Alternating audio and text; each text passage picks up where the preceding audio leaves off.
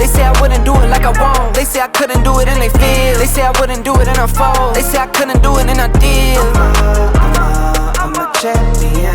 I'm a champion. Aloha lover, everyone. Welcome to another episode of Talk Your Walk, where we invite people to talk about their journeys, their struggles, how they overcame their struggles, to hopefully inspire that one person. And today, the first lady to ever come on our podcast, even though we've only had 10. Someone who started a business from scratch 9 years ago and who's still going strong. Someone who's just been awarded the Solo Entrepreneur Award 2025 as well. Who's also, wrote and, released her book last year, which we'll go into as well. And someone who I've become good friends with through my time at Toronto Wolfpack, which we'll touch on as well. Sandy Domingos Shipley. Hey, I've been called a lot of things, it's fine. Thank you for coming on to our podcast, and we appreciate your time. I'm excited to let everyone hear about your story. Oh, thank you. I appreciate the invite, and obviously I'm always willing to share my story of before the UK and after the UK. If it helps somebody, I'm more than happy to do that. And I think it's going to help a lot of people. So thanks again. Yeah, definitely. It's an honor to have you, Sandy. Again, before we do, or what we do in Talk Your Walk, we like to check in. Mm-hmm. So we have a check-in fam, which acronym is F for family, A for activity, and M for mindset. Yeah. Each letter rating 0 to 5. Yeah. We are in each department, and that way it just gives us a clear indication of where someone is in a journey. Yeah. But it tries to normalize those conversations to go a bit deeper than surface level. So if it's okay with you, we'll check in. First, family. How's family? Absolutely very fortunate that I've got a wonderful family. They're all healthy, which is the main thing. They're all finding their thing, what they love. They are happy. Leeds are doing well, so they're all happy. Is that in football? In football, yeah. I'm a Liverpool fan, so I'm happy. So yeah, family-wise, my dad's doing well. So he's got Parkinson's and dementia. So I went to go see my dad just over Christmas. And it's very difficult when you see him on screen, because it's very hard for patients like that to really embrace the conversation when you're on a screen. So I was really worried about where, he's in a really good place physically, but I wasn't sure where he was mentally or physically. So when we went to go see him, it makes the work I do, the overtime I do, to make sure he's looked after. So, I was very lucky. He's in a good place. He's happy. Kind of remembers me, but I'm okay with that. Yeah. Yeah. Oh, thank you. Yeah, thank you for sharing that. So rating 0 to 5, 5 being great. How would you say family? For what, sorry? Rating. Rating. Family. Yeah, what would you rate it? Where's the room for improvement? 4.5? That's right. Yeah. 4.5. Yeah. That's really good. Thanks really for sharing good. that. Yeah. We'll go into A, activity. This is movement, getting around. How you're in that department. I just started doing reform Pilates with my daughter. So my daughter used to do Northern Ballet for like 15 hours a week. That was her thing, but it was my thing. So I would take her to it and we would have, our thing. She stopped that because of her exams coming up. So we're trying to find something to do together. So we started doing reform Pilates, and I'm really sore. So it looks easy, but it's actually really difficult. So yeah, I'm getting there because I've got arthritis all over my body. I've always been not into exercise because it does hurt. I've got to be really careful. Which is opposite because I'm a very sports fan, as you know. Yeah. So I want to do stuff, but I'm always afraid to because of the injuries and so on. I'm falling apart, I'm telling you. But no, Pilates is definitely, this reform one has actually been really good. So yeah, I'll say I'm about 2.5 because it's still something new. But because I'm doing it with my daughter, I think it'll be quite nice to have something with her. Yeah, well, thanks for sharing that. Yeah. That's awesome that you get the journey for daughter. So even at 44, you can start something new. Yeah. So just on that, because I've never heard of that reform, is that different to normal Pilates? Yeah, it's on like a crate, like a machine. Yeah. So for me, I have tried normal Pilates, but I really struggled because it puts too much pressure on my knees when I've got to be in such positions where this machine, it seems to be a lot you work hard, but the machine Yeah. seems to make it easier for you, so there's less stress on it. Oh, okay. But yeah, I would definitely recommend it. Yeah. But I've tried that. It is Yeah, really it's good, good. yeah. It's been around for so long, but I think it's become more mainstream. Yeah. Yeah. I think athletes tend to use that type of Yeah. Pilates for recovery. But yeah, for me, it's kind of like my daughter things for us to do together. But I really hate being the oldest person in my class. That really is getting to me. So like everyone's like 25, type age. My daughter's 16. I'm like, and there I am 44 going, God. Remember, age is just the number. yeah. Age is just the number. As Q will say, age is just all in. Yeah. Well, yeah. Mindset, Yeah. Because I know Q looks 50, but he's not. All right. Lastly, thanks for sharing it. Oh, he's like a little. Lastly, M for mindset. Where do you see yourself, and what do you rate your mindset? My mindset is always a daily challenge. I have different personalities when it comes to my mindset. There's the outside, there's the inside. Because after what I've gone through, which I know we'll talk about later, it's a work in progress. It's not something that I'm ever fixed on. It's, even my great days, like when I got the award, I always come up with a reason why I got it, but not because I worked hard, but because no one else went for it. I'm that kind of thing. So my mindset is probably the one that I struggle the most because I'm my worst self-critic, just because of my upbringing. Yeah. Yeah. And so I always say my mindset's usually around a 2 to 3.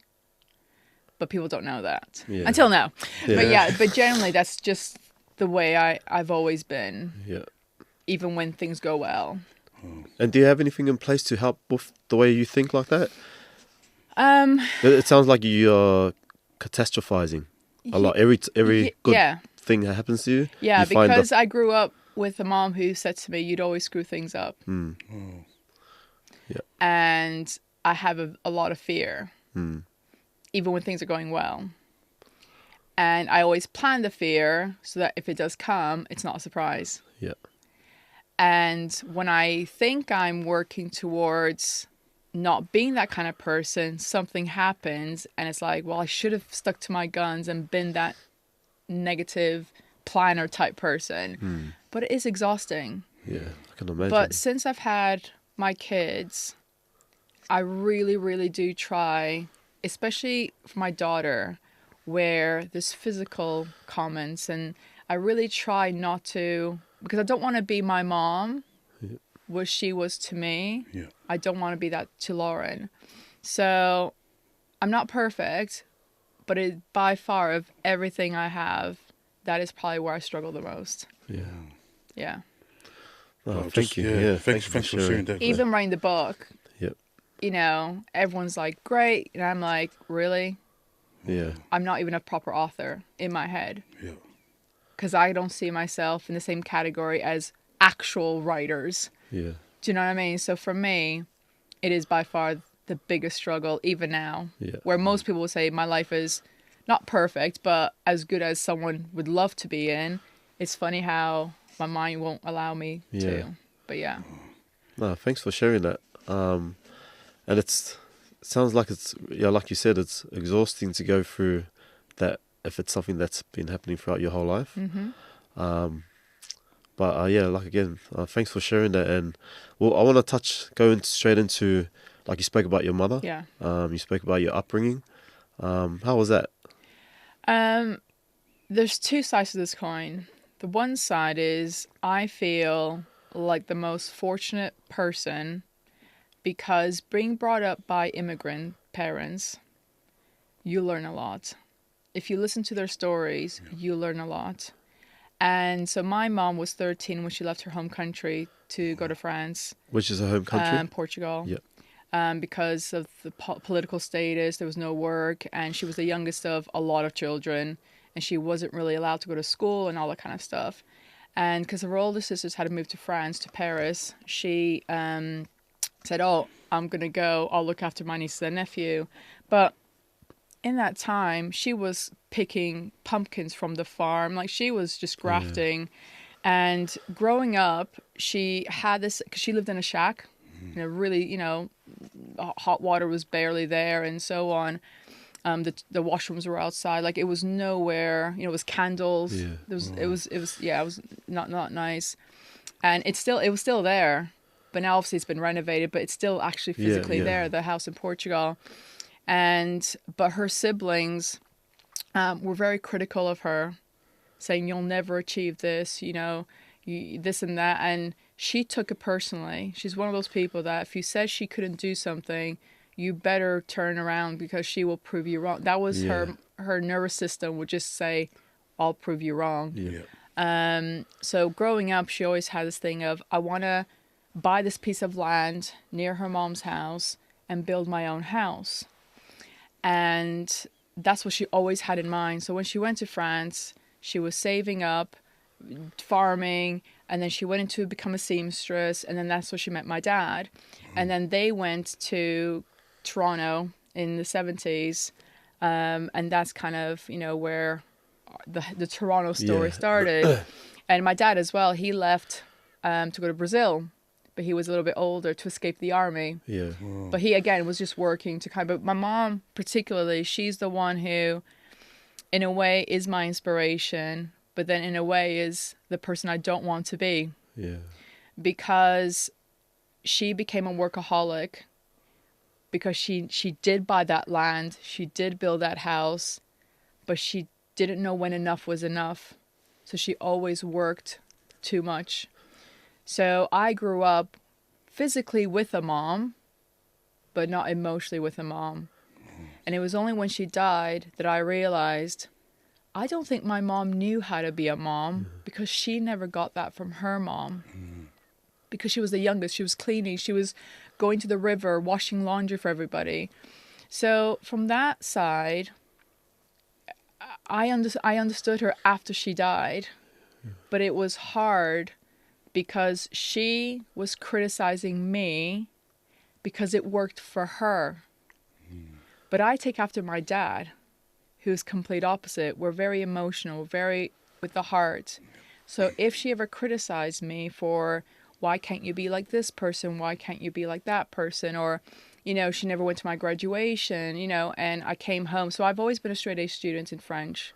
I came home with 2 trophies, but they weren't French, the French award. The first thing that came out of her mouth was, where's the French award? Yeah. But I generally believe she didn't know what else to, it was her own demons that she had. And yeah, she made it very difficult growing up, because I felt, and even to this day sometimes, I do question, am I who I am? Do I like what I like because I forced myself to like it or be that person to please my mom? Or is that actually who I am? Yeah. Yeah. It's like I don't have hobbies like most people. Like, I don't have a lot that most people would have, because I spent most of my life, obviously until she passed away, even when I was married and I was always trying to please her. Yeah. For some reason. She never said, I'm proud of you. It must have been really tough growing up. And like you mentioned, you were the only child, weren't you? And so usually when you're the only child, that's gold child. Yeah, it's different the way the parents bring up their children. But like you said, it's tough because that's all she knew, wasn't it? That's how she was brought up. And like I said, I only really thought about it after she died. She never really spoke about it that way. But actually, when you look at stuff, when they're not there, and you look at documentation or you talk to people, you actually realize she never had a mom herself. She wasn't allowed to be. She was either always in the hospital, she was very, very ill, or she was doing chores with her mom and so on. And it was really hard. She definitely had her own demons, and she didn't know how to kind of deal with them. But this is where I feel lucky that I had a mom, because she gave me a roof. Yeah. And this is actually the first time I've ever spoken about my mom or my upbringing, because in the world that we're in this year, whatever, there's a hell of a lot of people where they are suffering 10 times more than I've ever suffered. Because I've always felt that actually my own troubles or my own problems, mental health problems, because it did get worse, is nowhere near as bad as other people's lives. So I never validated my own struggles because I always felt someone else was a lot worse. So I should just be grateful for what I've got, even though it's causing me a lot of pain. That is tough though. You know, we all go through our own struggles, but it sounds like we long for a connection with our mum. But what she was trying to do is trying to teach you to be it just sounds like she was trying to teach you to be a strong lady, successful, a hardworking lady, but all you wanted was a motherly connection. It's funny, the first time we ever did anything as mom and daughter was my 30th birthday. She came over and we went to an Il Divo concert, and then she passed away a few months after that. That was literally the first time I actually did something with my mom as a mom and daughter, and then she passed away after that. It was like... How do you think it's affected you as a mother now with how you want to raise your kids up? It's I want to have her drive, because I think I cannot devalue the drive she had. Someone who didn't speak languages, create a career in Canada. She got that house that she wanted.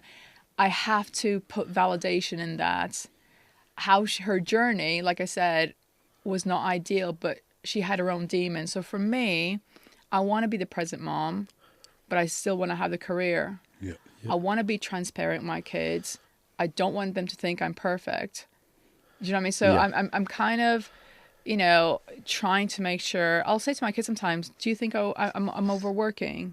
I do make sure, and I do say, I'm really sorry if I did this to you, or I'm very much like that, because I want them to know that they can come to me with whatever, because I never had that. Where my dad was the opposite. He was my... He was me, me and my dad. I think I will definitely get more upset when I lose my dad than I did when I lost my mom. Now it sounds horrible, but when my mom died, the pain went a lot quicker. Appreciate you sharing that. There's so much to learn from that, and it's so awesome to hear your perspective on your upbringing with the two different coins. Just quickly, you need to touch on your mum, because man, I can relate so much about my dad. He didn't know how to express his emotions or his affection, and me as a son, I was longing for that, and so I turned to different ways to find it. You touched on it. Your first time to go out with your mother at 30. Was there any relationships restored, any forgiveness then before she passed away? I always put her ahead of me in a matter of respect, because she was my mom and she did give me a house to live in. She did feed me. I've always put what I felt I got from her, or the pain she's given me, and I'll explain to you one of the things she did that really tipped me off the edge. I put my feelings aside and made sure the respect for my mom was always at the forefront, always. So there's no forgiveness required at the time, because she still gave me what a lot of people in the world do not have. Food, warm shelter, clothes, basic necessities, because she didn't have that. So for me, that's where I never put my emotions, I never connected them. I always kept them in compartments, if that makes any sense. Thanks for that. Thanks for sharing that. It's a tough way to come, to come up, to grow up, being the only child, but also not having that connection with your mum. But I think the best thing that I've heard is you making sure that your kids don't go through the same thing, because we can connect, because we didn't have someone that we were able to, like my dad, I wasn't able to go and talk to him about my problems. And you want to make sure that your kids don't have the same problem. So, massive ups to you for recognizing I'm not that. perfect, And but exactly, no one's perfect. And this is why I say to my kids, I'm really sorry if I've done something. Sometimes, for example, I'm not a yeller, but if I do yell, I'll go, I'm really sorry. Yeah. Like, I want them to know that perfection in a human of any sort doesn't exist. Yeah.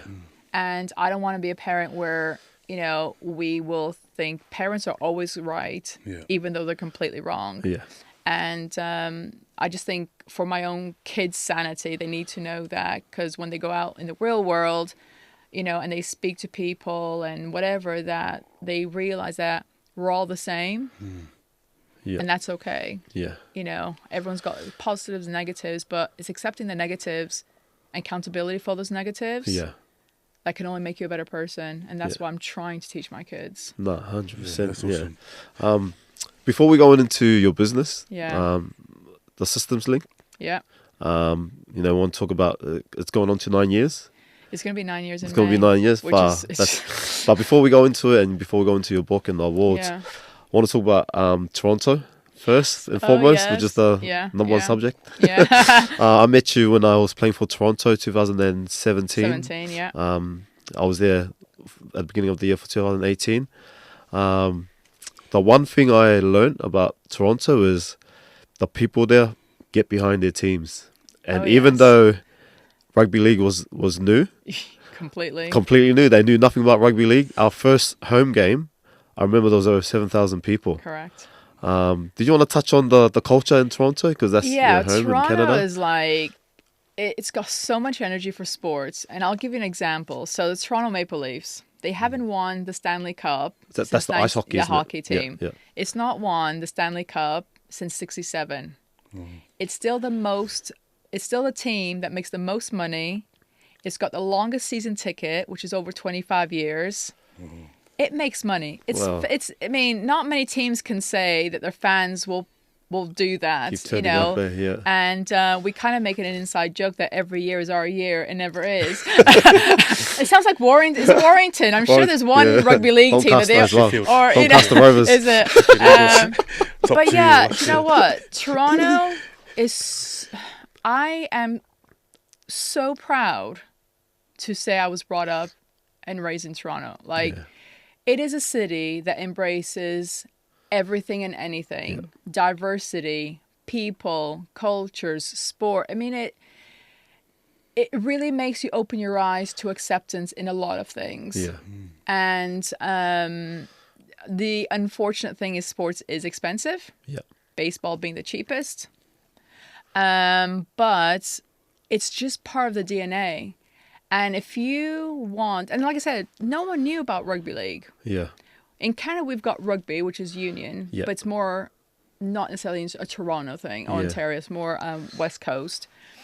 And obviously, people have to remember that Toronto is the most multicultural city in the world. So you're going to have people from all over the world. Yeah. And so there are Europeans. And so there are a lot of people that would have known of certain things like football, soccer, and so on. But rugby league was like just rugby. Yeah. So I remember when we started watching, it says, it's rugby league. I'm like, okay. Because in this country, if you say rugby, it means one particular. Yeah. And it's like, okay. But what we absolutely loved about rugby league is the speed. Yeah. It's like hockey on grass. Yeah. You just go all the time. Just, it doesn't. And we love that. Yeah. And it took me a good few years to know most of the rules, but I still enjoyed it. Yeah. And it's a sport that Torontonians and Canadians didn't understand the rules, but man, they were enjoying it. Man. They were cheering, they were singing. And it just shows that sometimes with sport, you don't need to know the intricacies if it's very entertaining. Yeah. And in Toronto, sports is about entertainment. Yeah. That's what it is. Yeah. But yeah, it was affordable and it was inclusive. It was fun. The beer, it was really an awesome place to, Yeah. Well, I talk about my time at Toronto, and the one thing that I mention is the game day experience. Oh my God. It's nothing like any other experience that I've been involved with. Even when you watch the NRL. Yeah. It's nothing the same. It's nothing like that. And you got the DJ shouting out It's just both teams. You got the speakers, the music playing. It's an event. Sports in North America is always an event. Yeah. But Lamport Stadium just had a party vibe, but family friendly. And I remember there was somebody who went over, and when Toronto Wolfpack were in championship, they went for the first time, and came back. Says, "Oh, Sandy, I went to Toronto." I'm like, "How was this?" I've never seen so many nationalities or people of different looks at a rugby league game. Yeah. Because I believe rugby league games in the UK tend to be very Caucasian people. Yeah. So he was like, he didn't mean in a bad way. It was like, there was Chinese, there was this, there was that. He was so surprised that there was such a cultural, like in his head, it was... He said it was like a bag of Smarties. Like, he didn't mean it in a bad way, but I know what he's trying to say, because he was just so surprised of the diversity of interest, and it just made me laugh, but it warmed my heart that he could see. And he said people were just smiling and talking and this and that. Yeah, he was just like, and it just made me happy. Yeah, because when I first joined, and my first experience when we went to Toronto was an eye-opener. It's one of my favorite cities. Even my family, my family got to come experience the city for 6 weeks. Got to experience the culture, the game day environment, how you use the game and that, which was massive. And so I thought, man, this is going to grow the game. This is going to take the game off and make it massive in North America. But then obviously COVID hit. And they had a voting whether they wanted to keep Toronto in the Super League or not. Do you want to kind of express your thoughts on that? Because in my head, I'm like, they made a massive mistake. They did do a massive mistake. The problem is Toronto were a team that was in the middle of the ocean, in the sense that during COVID, there was a lot of financial support from both governments. But the UK just opened it up to everybody. So even some rugby league teams had financial support to be able to pay the players. Yeah. But in Canada, it was more restricted. It was for, businesses, whatever, but no sports team or no sports league in Canada were able to get any sort of support. So even the CFL almost went, and that was our Canadian Football League. So Toronto were trying to get support for its players because they were registered in the UK, but the government said no. Yeah. And vice versa. And because of Toronto Wolfpack were a professional sports team, they couldn't get any support from the Canadian government. So they were really in the middle of nowhere. Yeah. And emotionally, when all this happened, it broke me. Because when the team first came, and I had been living here a while, I've always been a proud Canadian. Any place I can use a maple leaf, I will put it on, you know. And it was the first time when Toronto came that I felt like I had a purpose. Not a purpose as a mother or a wife or someone's daughter, but just something for me. That was literally the first time. And what Toronto did was allow me to connect with other expats, other Canadians who lived in the UK, and build our own community. So I felt like I was doing something that was just about meeting people that were from the same city or whatever. It was my connection. And then I brought my family along. So it was my thing with my kids, because they're Leeds United fans. I'm Liverpool. So even though we like the sport, we're not the same team. But for the first time, we actually had something in common, because they always had things in common with their dad. Yeah. But there was nothing ever in common with me, apart from going to Toronto. But this was the first thing. So we used to go to the games together, we were always there. We'd go to France, we do whatever. And it was our thing. And I remember when we played Bradford, just before the whole COVID thing, we had 200 people go to the final game in Bradford. Yeah. And we just loved it. It was as a community. So when this all happened, it actually broke me. Yeah. Because I felt like, what am I here for now? Because I realized that a lot of my heart was on this, and the report that came out was so wrong, because they never spoke to anybody there. They've never been there. What were the reports? It was comparing Toronto to like places in like Australia, New Zealand that were transatlantic, as if we were the same thing. Like how they were saying it's a saturated market. Like, but they've never spoken to a TV. Like Toronto Wolfpack were on TV. Yeah. Like North America, like Canadian TV, and that is hard to do. Yeah. Even some of the Canadian teams aren't on TV. Do you know what I mean? So it really was hard because if the report said this, but with the factual investigation done, we could accept it, knowing that all the things were done. But knowing what was there, because I have seen the report, and the complete disregard to actually asking anything, it really angered us because it was not right. Because the people who voted had never been to a game day experience. They've never been there. The people that voted in our favor had actually been there. Yeah. The fact that you touched on having 7,000, like, that's literally most, like, first day, and no one had no idea what that was. It was crazy. Yeah. You were expecting like 500 or something. It's like, when I got to the game and it was already packed, I was like, wow, this is crazy. That's more crowds. And it just shows that people in Toronto will support anything from Toronto. You know, Drake, anything that comes from Toronto, we will support. Even though we might not like his music, we're proud that we've got. That's the way we are. And it really built a community even in Toronto. It really did. And I went to the promotion game. The year we got promoted, I actually flew in last minute to Toronto for that £1 million game. I think that's what it's called. We got promoted. It actually sold more tickets than what it was legally allowed to do. Like, it was, because of the space and so on, they're only allowed, because of fire regulations in Canada, they're only allowed 13,000, whatever. I think they sold a few more than that. But even Ralph Rimmer, who was there from day one and then was there for the promotion, I actually spoke to him and he was like, this is crazy. Yeah.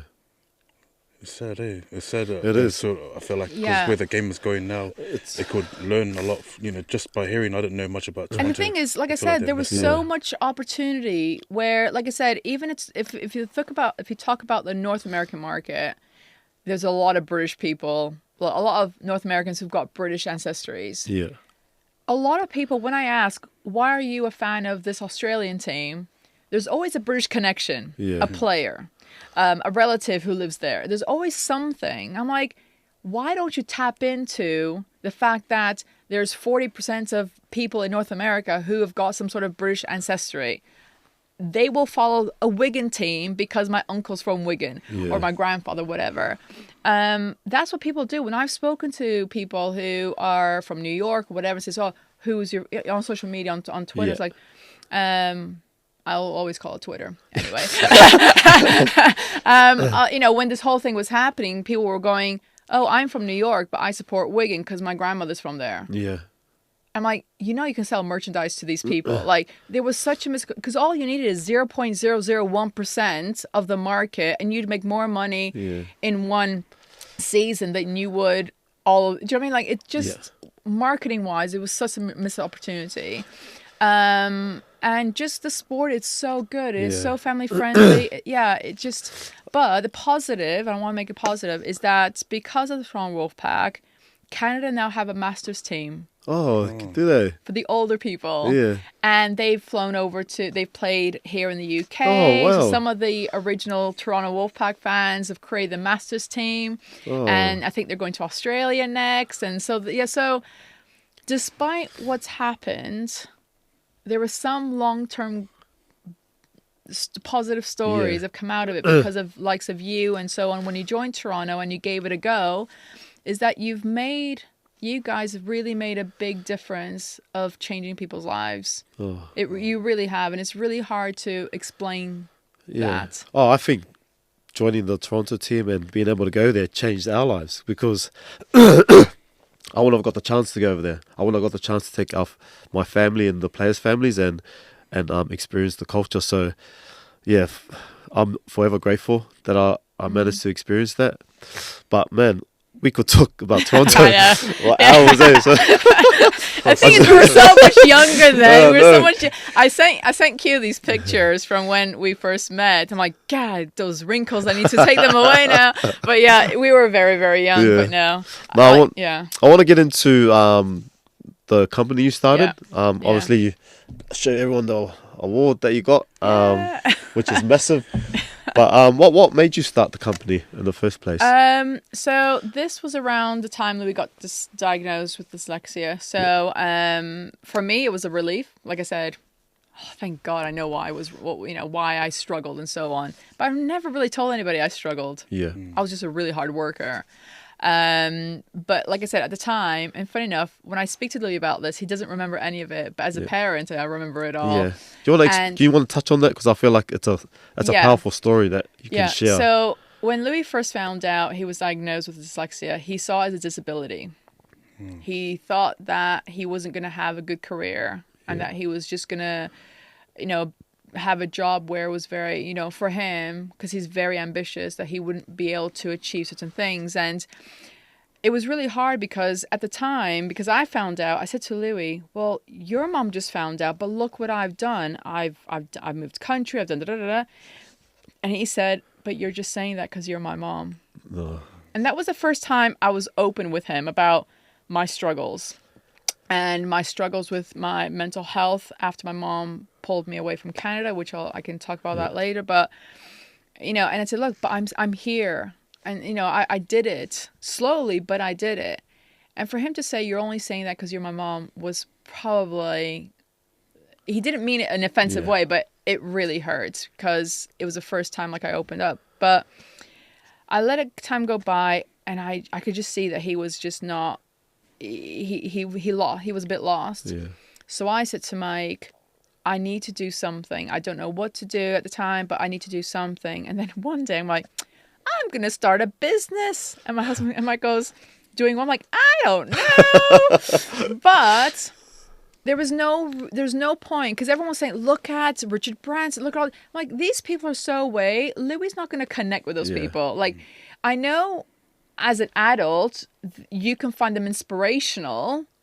But when you're a kid, trying to reference people who are like Johnny Depp or whatever, there's no connection. It doesn't make any sense because they're so away from reality in their world. Yeah.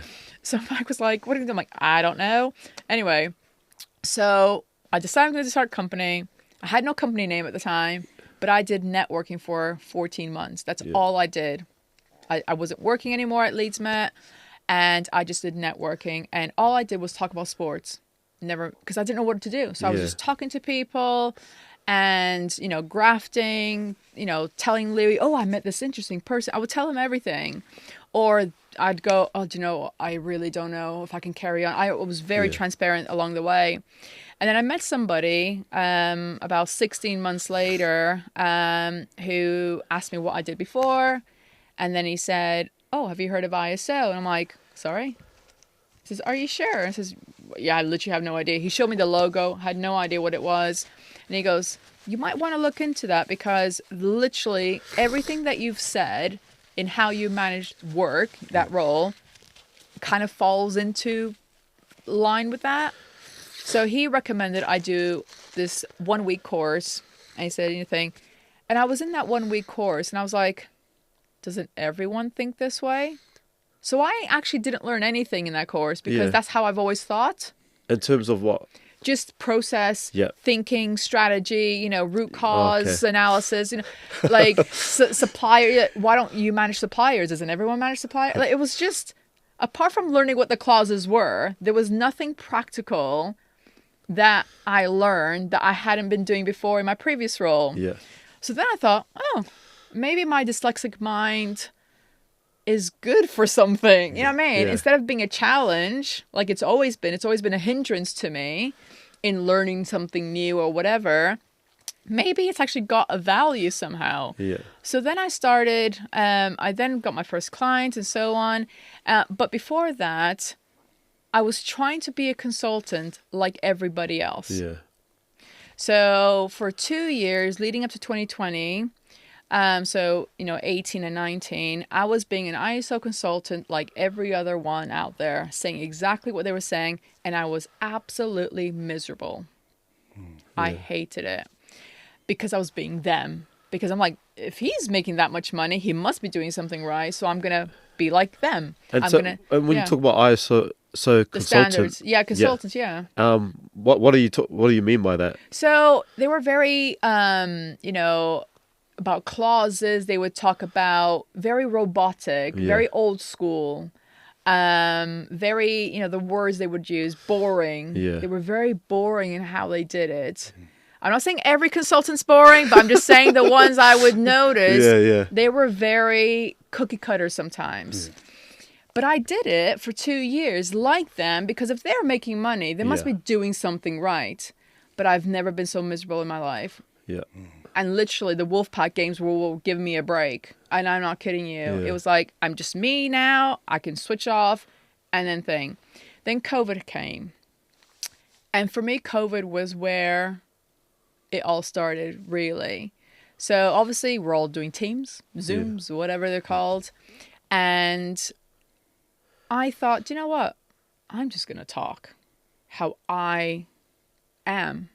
So I was talking to somebody on Teams or Zoom, sorry. And Ethan was on the floor playing with Lego. And I was trying to explain to this guy about a plan of how I do strategy. And he was trying to understand. So I then saw Ethan playing with Lego. Now, growing up as the only child, I used to use Lego to break down my thoughts. Yeah. Because it was sometimes getting overwhelming. So I would break it down so that it didn't overwhelm me sometimes.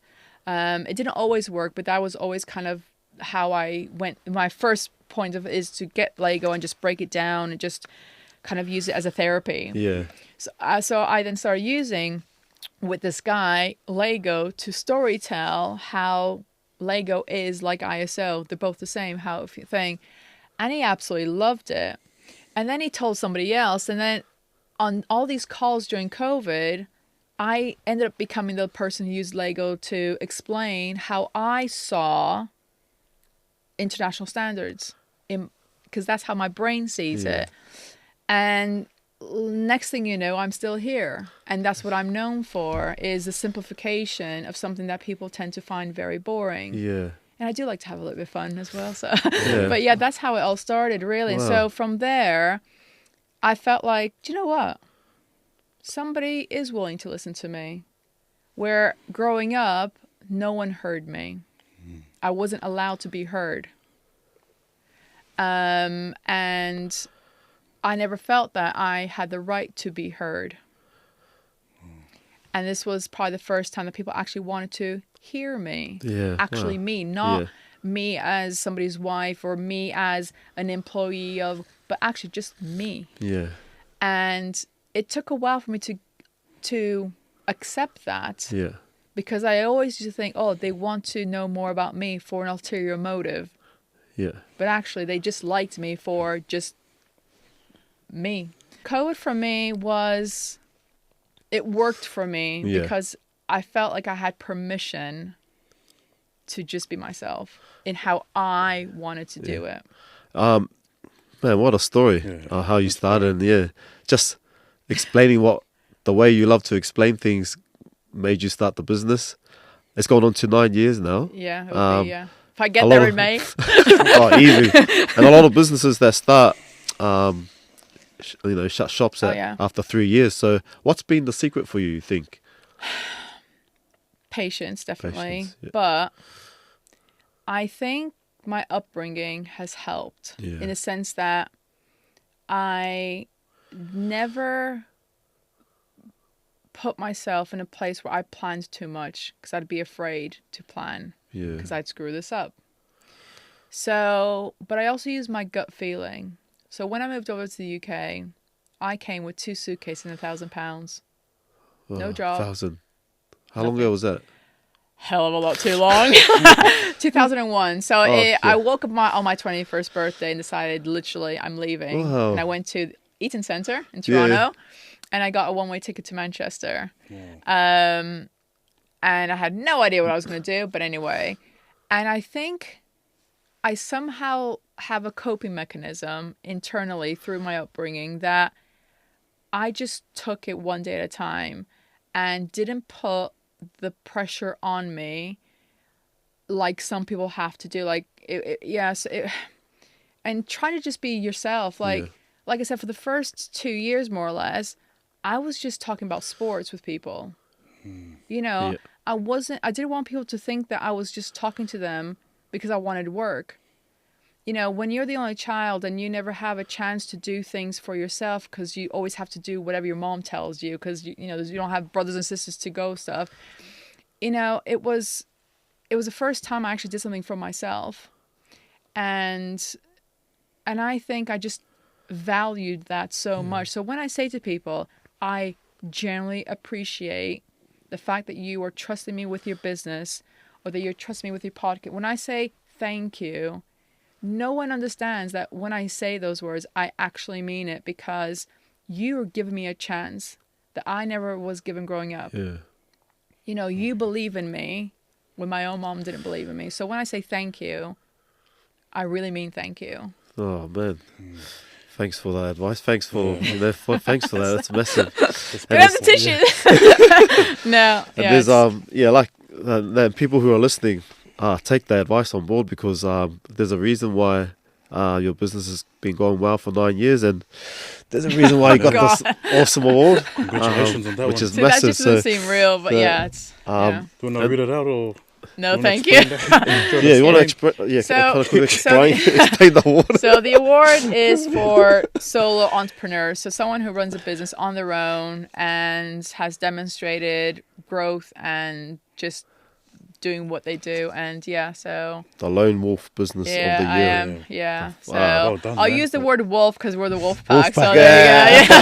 Yeah. Keep it all together. But Awesome, no. man. Congrats. Yeah, that's awesome. And I want to go into the book that Yeah. you wrote as well, How to Build a World-Class Business One Brick at a Time. Hence the Lego. Yeah, here's the Lego. Oh, yeah. So you want to talk about the book and how it can help businesses out there as well? Yeah, so my approach to how I do things is that I don't like to talk about standards in the sense of how it's written because it's boring. So I've always been one person who tries to use it more on a practical, what does it mean from a business point of view, as opposed to what does clause 4.2 mean for the business. So I've taken more of a holistic approach to what best practice is from the framework and translate it into a scenario or a world that they understand. Yeah. Because they need to buy into it. They need to see what the benefit is. And it makes it less robotic. It makes it less compliance oriented because everyone thinks ISO is about compliance. I need to be compliant to this. But actually, the standard itself is like a Lego manual. When your kids buy a Lego set, it comes with the picture on the box and the components, and it comes with the manual. Now, every business in the world is built with the same foundations. Every single one. Just like every Lego set. They're built with the same bricks. Yeah. The difference is how they're being used. Now, if you didn't have that manual, how long would it take you to get to where you want to be? Now, in business, you have a 5-year plan. You have a 10-year plan. So you have that journey to get to. In the building of Lego, the final destination is when the thing's done. Yeah. So if you look at ISO as a guide of how to get to where you want to be, that is a lot more relevant as a tool than it is a compliance mechanism. It becomes more personal. It becomes more owners. I want to be that company. I want to be effective, efficient, and so on. And the standards were built post World War II when the world needed to rebuild. So it was created to be a good tool to rebuild society, to rebuild stuff. But over time, it's become a compliance tool or a tool for tendering. But actually, the value is not on the certificate. The value is in actually what it's trying to tell you to do. And so I try to teach it in a way that's more about the business than the standard. And that's why I use Lego a lot, because we all understand it. It's unoffensive. It's fun. It's playful. But the book is about trying to teach people how I see it. So it's very... but one thing I don't like about certain books is that it's the examples they give are not relevant to my business size. Sometimes you read these business books where it talks about, well, Google did this, or, you know, Apple did this. Now you try to do something like that. I'm like, but I've only got 5 people. How does that work?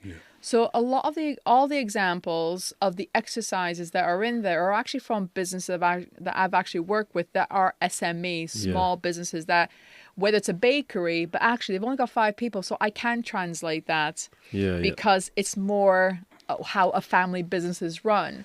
So every single one has got practical exercises that I find easy to do.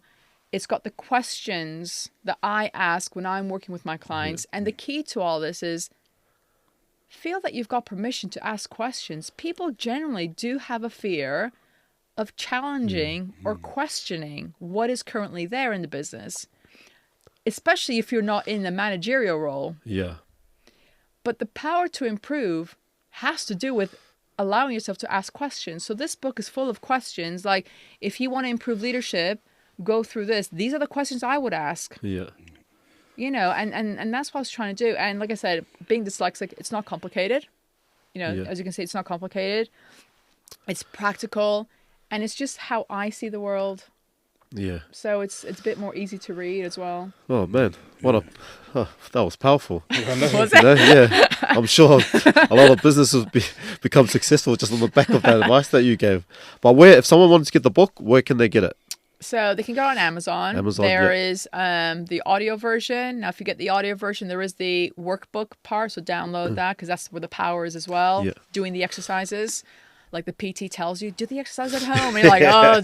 But yeah, that is where the power is. Yeah. You can get it on, is it Kindle or whatever the electronic book thing, or hard copy. Some people weirdly want an autographed copy. Go to my website. You can get one there. Yeah, anyway. yeah, get to the website. You've already got one. But no, it's, like I said, I'm not a selling of the book. You know, it's not that kind of thing. It was more of a challenge to me, again, showing Louis that, you know, that's why I say I don't see myself as an author, because there are proper authors out there. I just wrote a book.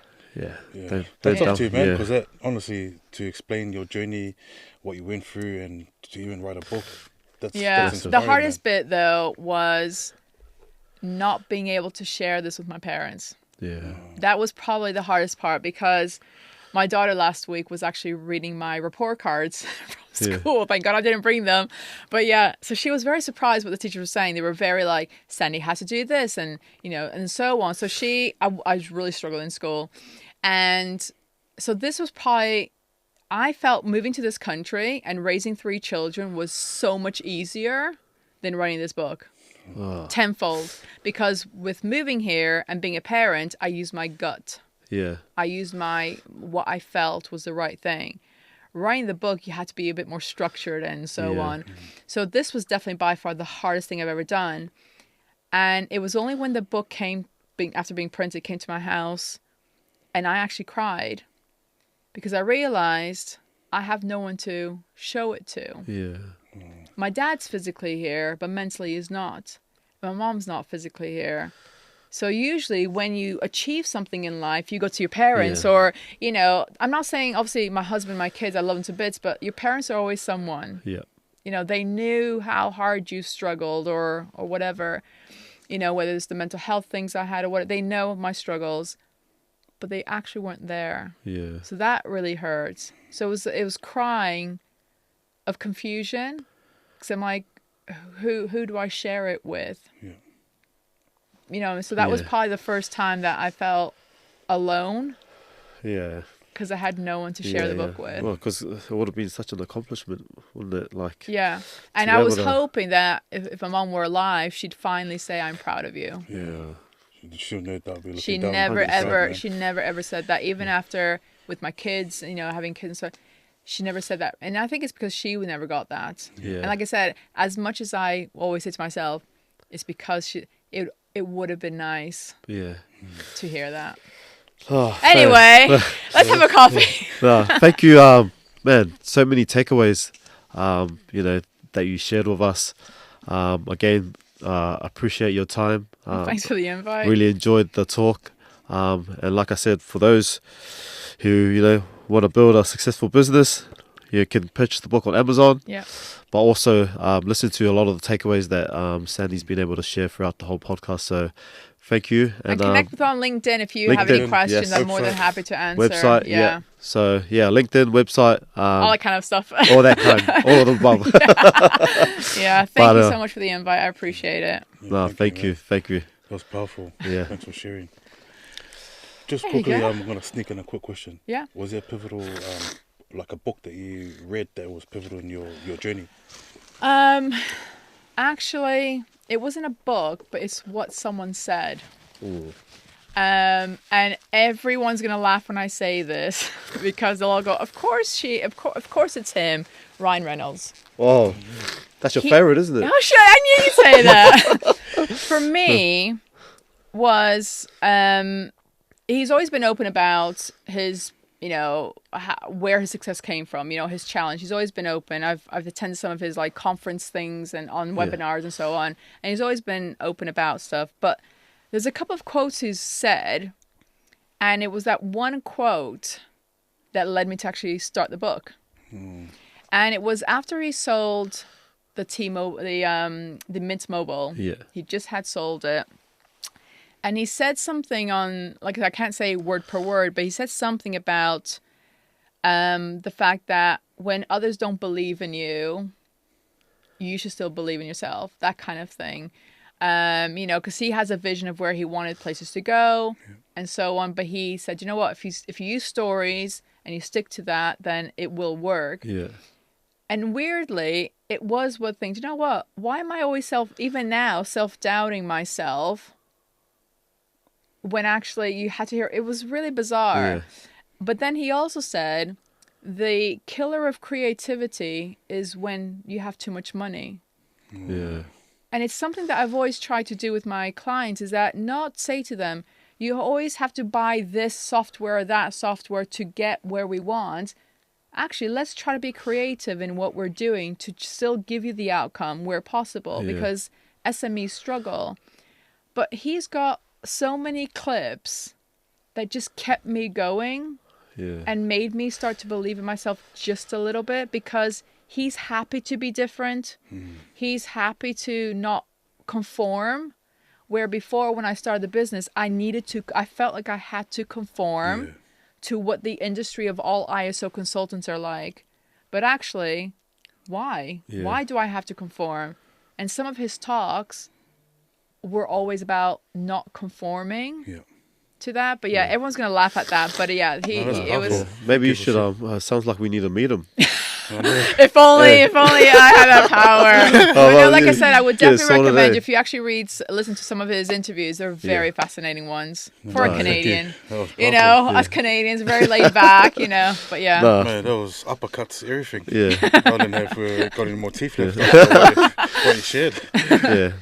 Thank you for coming. Thank you. It's been a powerful podcast and loads of takeaways. So. And I hope you like the toque. Hi.